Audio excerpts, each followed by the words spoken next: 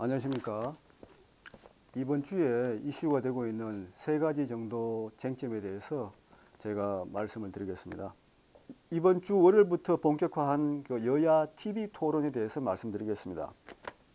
그 토론회에서는 여야 누구나 할 것 없이 상대방의 공약에 대해서 과연 이것이 그 실현 가능성이 있느냐, 특히 재원 마련이 가능하냐, 또 아니면 이게 성사됐을 경우에 과연 민생에 얼마만큼 도움이 있느냐, 효용 가치 같은 걸 집중적으로 따지게 되어 있습니다. 어떻게 보면 가보지 않은 길을 놓고 이게 이 길이 맞느냐 저 길이 맞느냐 갖고 공방을 벌이는 것과 마찬가지입니다. 또 달리 표현할 것 같으면 뱃속에 있는 애를 놓고 딸이냐 아들이냐고 싸우는 것과 마찬가지죠. 그러다 보니까 목소리 크고 또 말빨 센 후보들이 유리한 경우가 많습니다. 그러니까 실질적으로 그 공약이 정말 객관성을 가지고 있고 또 타당성을 가지고 있는지는 고도의 지식을 가지고 있는 전문가 그룹이 엄정하게 검증하지 않는다면은 후보들 간에 탁상 공론이 끝나는 경우가 많습니다. 그렇지만은 이번 TV 토론에서는 그런 정책 검증과 조금 다른 아주 눈길을 끌 만한 그런 그 장면이 있었는데 그걸 좀 제가 소개해 드리고자 합니다. 그러니까 앞으로 어떻게 하겠다 하는 그런 공약보다도 과거의 그 상대방 행적에 대해서 잘잘못을 따지고 책임을 추궁하는 그런 장면이 벌어진 것이죠. 그거는 이미 팩트가 드러난 거기 때문에 부인할 수는 없습니다. 단지 어떻게 평가하느냐의 문제이기 때문에 전공을 찔린 경우에는 그 당사자로서는 아플 수밖에 없죠.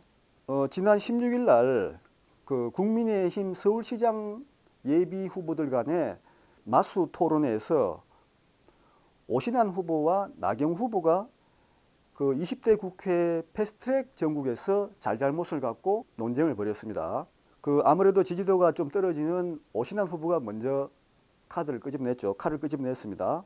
그 당시에 나경원 후보는 자유한국당 원내대표를 맡아 있으면서 어떻게 보면 상대와 타협 없는 강경 기조를 고수했습니다. 그 당시 패스트트랙 법안이 두 가지 아니겠습니까? 공수처 설치 법안하고 연동형 비례대표제를 담고 있는 공직선거법 두 가지였습니다. 그 법안을 막느라고 국회 선진화법까지도 어겨가면서 몸으로 민주당 의원들을 막았지만은 결과적으로는 모든 잃어버렸습니다. 법안은 법안대로 통과되고 또 동료 의원들 23명은 검찰에 기소가 돼서 지금 재판을 받고 있습니다. 그 점을 오신환 후보가 어떻게 보면 원내 전략 실패에 책임이 있지 않냐고 나경원 후보를 공격한 것이죠. 그 제가 화면을 보니까 나경원 후보가 그 질문을 받으면서도 딱히 반박이나 제어를 못하고 계속 듣고만 있었습니다. 이 굉장히 어떻게 보면 역사적인 평가의 문제이기 때문에 뚜렷하게 반박할 수 있는 그런 근거가 없었죠. 그 대신 본인의 행적보다도 오신환 후보의 행적을 갖고 또 역공을 취했습니다. 오신환 후보가 그 당시에 패스트트랙 법안 중에 하나인 공수처 설치 법안을 다루는 사개특위위원이었는데 그 법안에 대해서 반대해야 된다는 당론이 없음에도 불구하고 본인이 그 법안에 반대한다고 페이스북에 글을 올려서 실토를 해버렸죠. 그 바람에 손학규 당시 대표가 오신환 후보를 사부임시켜버렸습니다.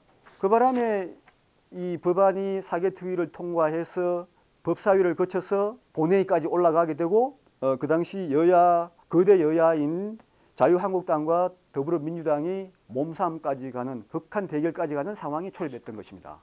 그러니까 어떻게 보면 나경원 후보가 그렇게 강경투쟁을 할 수밖에 없었던 그 먼 원인을 따질 것 같으면 오신환 후보의 그 어설픈 고백, 그 실책이 원인이 됐다고 할 수 있는 것이죠. 그 부분을 또 나경원 후보가 지적을 하면서 당신 때문에 우리가 그런 식으로까지 싸울 수밖에 없었지 않느냐라고 책임을 추궁한 것이죠.